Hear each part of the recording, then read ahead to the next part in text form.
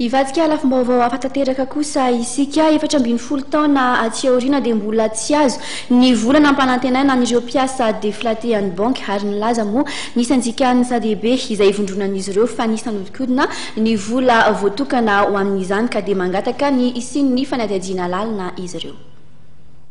Tsy mbola voaray ny vola zato tapitrisa isaky ny mpiasan'ny banky BFV sy BTM ho tambiny ny fialany amin'ny asany mba ahafahany manorina orinasa vaovao tamin'ny taona 2010 sy 2010 nefa nisy tamin'izany ny vola mitetina 770 tapitrisa nomeny banky raisam-pirenena ahafahana manatanteraka izany. 14 taona aty aoriana mbola tsy azo izany raha ny voalazan'ny solitenan'ny SADB na ny syndicat des agents déflatés BFV BTM nandritry ny fionana tamin'ny mpampalala vaovao ho malotolakandro tetsy amin'ny CMDLAC Analakely. 14 taona teoriana mbola tsy azonay zany io volana io. 770 nisanay tambatra BFV sy BTM manametraka zany fialana zany.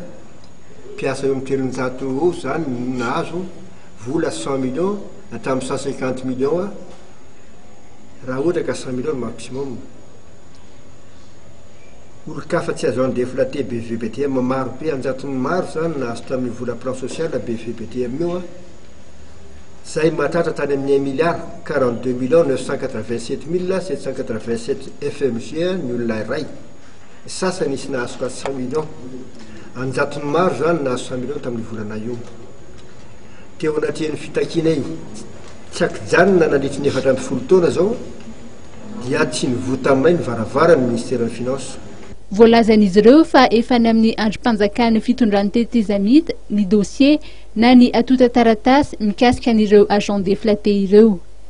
Efa nandefa fangatahana anatanterahana fanadihadiana lalina mikasika ny plan social natokana ho azy ireo ny SADB.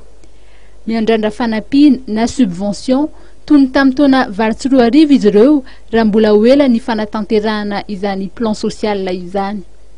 Efa nandefa taratasy amin'ny banky raisam-pirenena sy ny tahirim-bola iraisam-pirenena ihany koa ny SADB mba hijerena akaiky ny toedrarà. Efa nitondran'ny raharaha eny amin'ny fahefa-pitsarana ihany koa ny syndican'ireo mpiasan'ny banky niala ny asa ireo ary eo andalam-pametrahana ihany koa ny fitoriana eo anivon'ny Bromalotena misahana ny ady amin'ny kolikoly noho ny vola tokony ho raisin'izy ireo voahodikodin'ny olo-bitsy raha ny voalazany.